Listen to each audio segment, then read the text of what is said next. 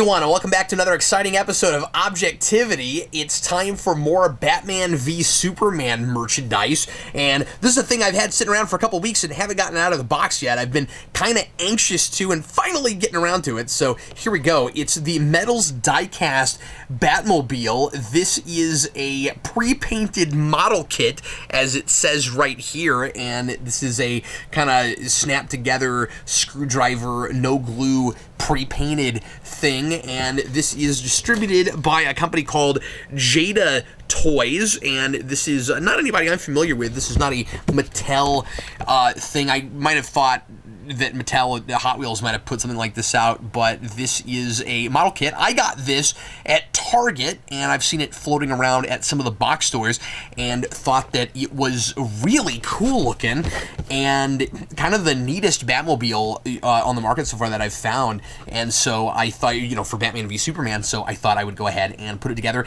and give it a go and show it to you and do a little review for you. So I am going to get this out of the box and put it together as fast as I can, although it's not going to matter to you, because for you, sort of like going back in time and coming back to the moment that you left, it will be like the blink of an eye.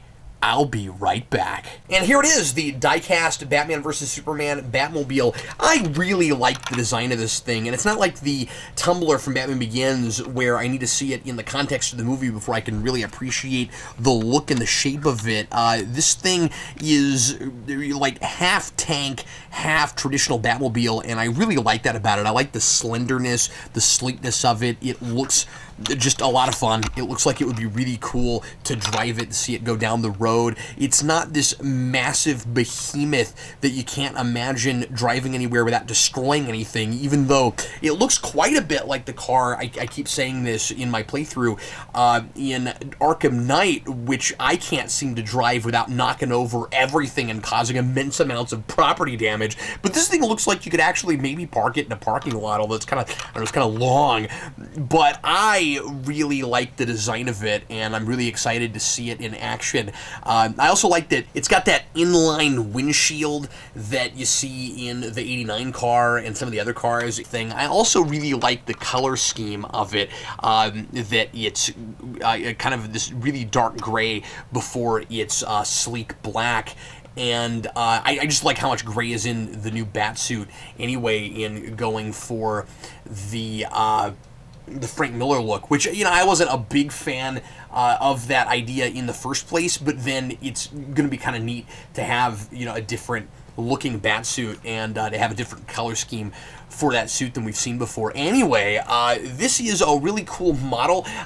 It feels like a die-cast toy car before, it feels like a model. It really doesn't feel like a thing that I needed to put together. There wasn't a whole ton of challenge to it. The fun of having this is having it and putting it on a shelf, and if you're a kid, maybe rolling it around. But this does strike me as a little bit more of an adult collector kind of thing.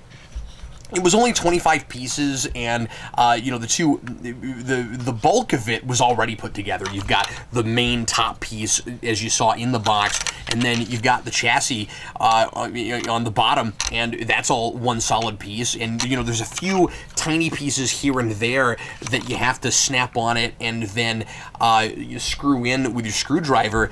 But all in all, it was a really fast build and kind of felt more like the sort of job where you have to put it together because there's just not enough space in the box to put the whole thing. This is small enough, of course, that it would have been really easy just to put this out. And so, like I said, I question a little bit why this thing has to be a model, especially because there are a couple things I wasn't sure if I did right.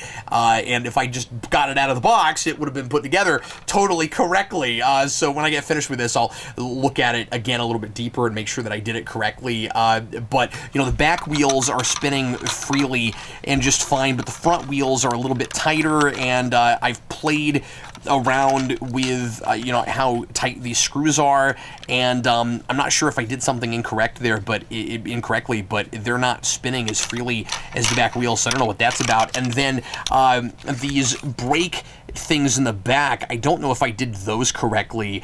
It was really difficult looking at the instructions to tell how exactly that was supposed to go on, and if I was supposed to try to put them on before or after I connected the top to the bottom. I'm not a model guy. I don't generally go in for models. It was never, I'm not a real mechanical guy, as I'm sure you can tell by now if you've watched very many of my videos.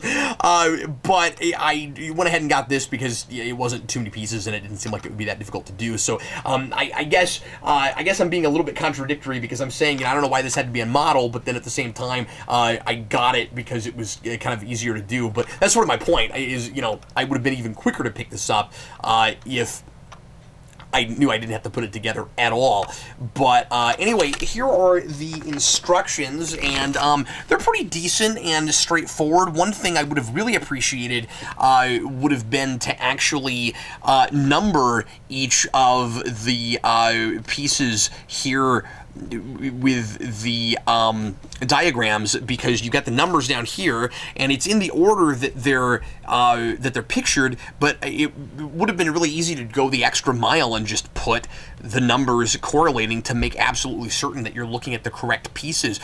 One thing, because Steve Baxi also bought this, and one thing that he pointed out to me that was really instrumental in making sure that I didn't botch it up in the first place was that the spokes for the wheels on the front and the back one is slightly larger than the other, and it's not the way you might expect. I would have figured the long one would have gone in the back, but it actually goes in the front, and that's because the wheels are smaller, and so it needs slightly more length for that rod, and it would have been really easy if I wasn't paying attention to just put the big one in the back and the small one in the front. And it actually tells you somewhat subtly in the instructions here, because I wouldn't have thought to really look at this, that here are the lengths, the measurements of each of these. One's 108 and one is 94, and it's important to know which one you're putting in which side, because they're very difficult to pull out if you do that incorrectly. So if you pick this up, make sure that you're paying attention to that. That's the one big hiccup that could really screw you up and take a while to fix. Other than that, like I said, it's pretty straightforward. It's just screwing a lot of stuff in. There's no gluing whatsoever, and again, the paint job is already done and it looks really good. I'm not a car guy, so I can't really speak too much to anything else about this, automotively, but just as far as a toy and a thing you'd want to put on your shelf, unless I did this wrong, and I think I probably, that probably is me and not the model, but the only real problem I have with it is that right now is that that's just not spinning freely, and it'd be nice if you could, be sure you could roll it without having to really push down on it, but, because then it would roll by itself a little bit, and that'd be nice, but it's going to look wonderful on a shelf, and it's got some weight to it. It's it's not really heavy, but it doesn't feel cheap. It definitely is worth the $20 that I paid for it. I thought that was a pretty great price, really, and I'm very excited to put this in my cabinet and put it with the Batman vs Superman stuff that I have already. If you have this, I'd love to know what you think of it. And in the meantime, thanks very much for watching. Hope this helps you decide whether or not you might want to go to the store and pick this up. Like I said, of all the Batmobiles that I've seen on the shelf so far, this looks like the most, at least the stuff that you can get in, just your basic box stores. This looks like the most screen accurate one, and it's, I haven't, gotten the toy out of the box for the Batman vs Superman Batmobile that you just get for your kids, but this one looks really accurate, and it being die-cast and having real rubber wheels, it feels like a real actual car that's just on a smaller scale. So thanks a lot for watching. I'm Captain Logan, and this concludes today's Objectivity. Thanks for watching.